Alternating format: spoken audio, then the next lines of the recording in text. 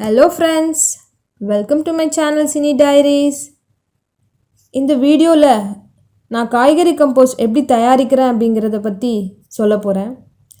நான் என்னோடய கார்டனில் இருக்க செடிகளுக்கு முழுக்க நம்ம கிச்சன் வேஸ்ட்லேருந்து கிடைக்கிற காய்கறி தோலை எடுத்து தினமும் சேகரித்து வச்சுப்பேன்.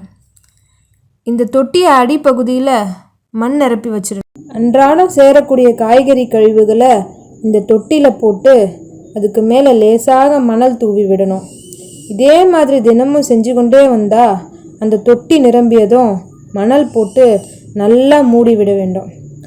ஒரு மாதம் கழித்து அப்புறம் அதை திறந்து கிளறி எடுத்து பார்த்தா காய்கறி தோல்கள் எல்லாம் மக்கி உரமாக மாறி இருக்கும். இதையுமே நான் செடிகளுக்கு அப்படியே நேராக கொடுக்க மாட்டேன். ஒரு 2 நாட்களுக்கு வெளியே எடுத்து பரவலாக நிழலில் உலர்த்தி அப்புறம்தான் செடிகளுக்கு கொடுப்பேன்.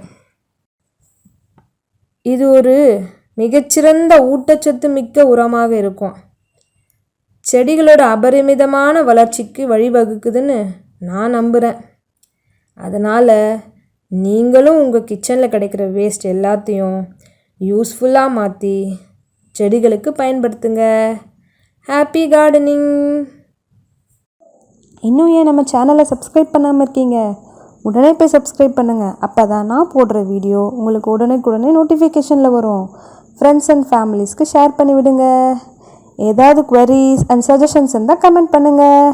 பாய்.